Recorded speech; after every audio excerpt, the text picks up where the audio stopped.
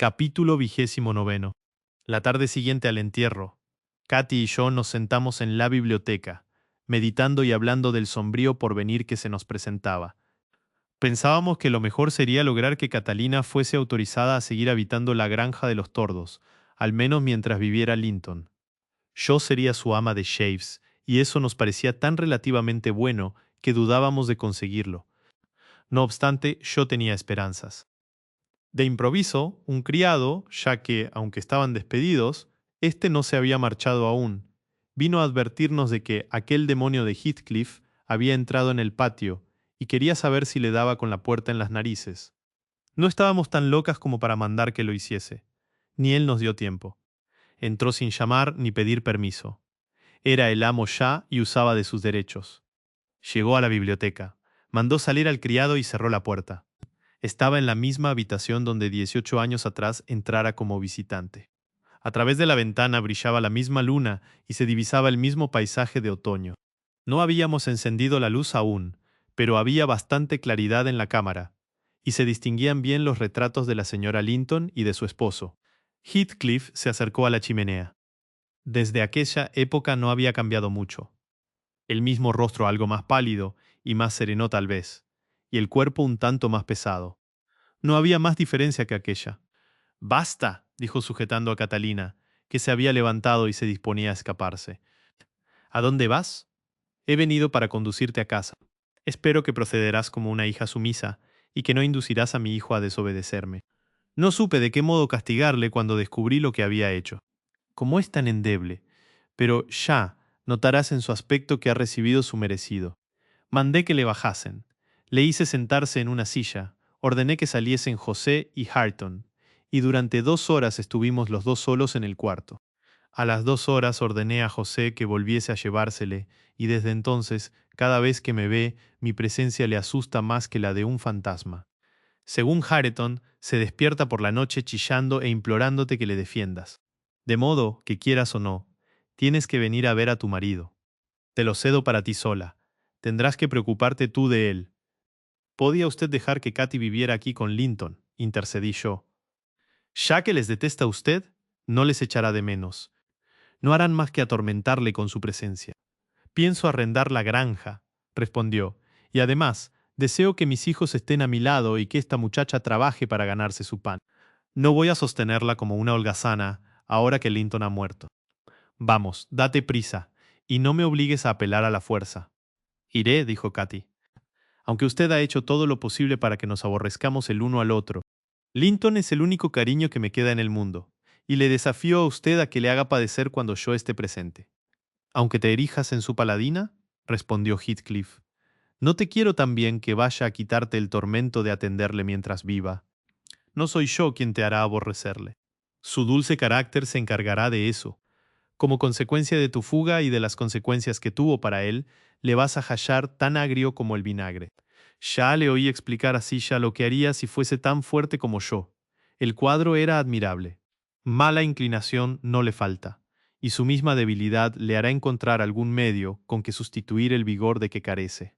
¿Como que es su hijo?, dijo Katy. Sería milagroso que no tuviera mal carácter. Y celebro que el mío sea mejor y me permita perdonarle. Sé que me ama y por eso le amo yo también. En cambio, señor Heathcliff, a usted no le ama nadie, y por muy desgraciados que nos haga ser, nos desquitaremos pensando que su crueldad procede de su desgracia. ¿Verdad que es usted desgraciado? Está usted tan solitario como el diablo, y es tan envidioso como él. Nadie le ama y nadie le orará cuando muera. Le compadezco. Catalina habló en lúgubre tono de triunfo.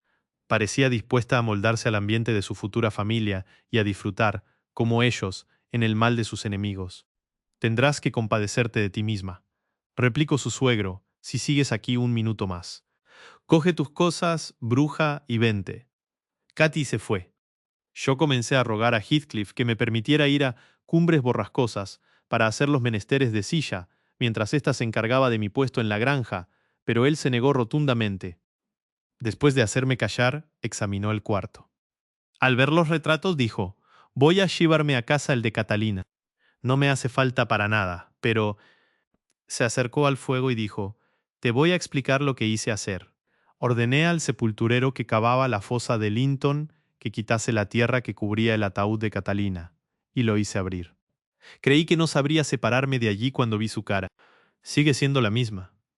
El enterrador me dijo que se alteraría si seguía expuesta al aire.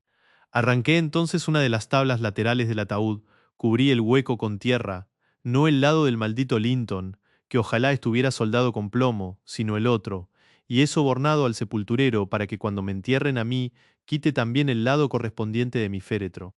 Así nos confundiremos en una sola tumba, y si Linton nos busca, no sabrá distinguirnos. Es usted un malvado, le dije. No le da vergüenza turbar el reposo de los muertos. A nadie he turbado su reposo, Elena, y en cambio me he desahogado un poco yo. Me siento mucho más tranquilo, y así es más fácil que podáis contar con que no salga de mi tumba cuando me llegue la hora. Turbarla. 18 años lleva turbándome ella a mí, 18 años, hasta anoche mismo. Pero desde ayer me he tranquilizado. He soñado que dormía al lado de ella mi último quisueño, con mi mejilla aposada en la suya. ¿Y qué hubiera usted soñado si esa se hubiera disuelto bajo tierra o cosa peor? Que me disolvía con esa y entonces me hubiera sentido aún más contento. ¿Te figuras que me asustan esas transformaciones? Esperaba que se hubiera descompuesto cuando mandé abrir la caja, pero me alegro de que no principie su descomposición hasta que la comparta conmigo. Luego tú no sabes lo que me sucede. Pero empezó así. Yo creo en los espíritus, y estoy convencido de que existen y viven entre nosotros. Y desde que ella murió no hice más que invocar al suyo para que me visitase. El día que la enterraron, nevó. Al oscurecer me fui al cementerio. Soplaba un viento helado, y reinaba la soledad. Yo no temí que el simple de su marido fuese tan tarde, y no era probable que nadie merodease por allí. Al pensar que solo me separaban de esas 2 varas de tierra blanda, me dije, quiero volver a tenerla entre mis brazos. Si está fría, lo atribuiré a que el viento del norte me hiela, y si está inmóvil pensaré que duerme. Cogí una azada y cavé con ella hasta que tropecé con el ataúd. Entonces principié a trabajar con las manos, y ya crujía la madera, cuando me pareció percibir un suspiro que sonaba al mismo borde de la tumba. Si pudiese quitar la tapa, pensaba, y luego nos enterraran a los dos. Ya, me esforcé en conseguirlo. Pero oí otro suspiro, y me pareció notar un tibio aliento que caldeaba la frialdad del aire helado. Bien sabía que allí no había nadie vivo, pero tan cierto como se siente un cuerpo en la oscuridad aunque no se le vea, tuve la sensación de que Catalina estaba allí, y no en el ataúd, sino a mi lado. Experimenté un inmediato alivio. Suspendí mi trabajo y me sentí consolado. Ríete si quieres, pero después de que cubrí la fosa otra vez, tuve la impresión de que esa me acompañaba hasta casa. Estaba seguro de que se hallaba conmigo, y hasta le hablé. Cuando llegué a las cumbres, recuerdo que aquel condenado Earnshaw y mi mujer me cerraron la puerta. Me contuve para no romperle la cabeza a golpes, y después subí precipitadamente a nuestro cuarto. Miré en torno mío con impaciencia. La sentía a mi lado, casi la veía, y sin embargo no lograba divisarla. Creo que sudé sangre de tanto como rogué que se me apareciese, al menos un instante. Pero no lo conseguí. Fue tan diabólica para mí como lo había sido siempre durante su vida. Desde entonces, unas veces más y otras veces menos, he sido víctima de esa misma tortura. Esto me ha sometido a una tensión nerviosa tan grande que si mis nervios no estuviesen tan templados como cuerdas de violín, no hubiera resistido sin hacerme un desgraciado. Si me hallaba en la sala con Hayton, figurábaseme que la vería cuando saliese. Cuando paseaba por los pantanos, esperaba hallarla al volver.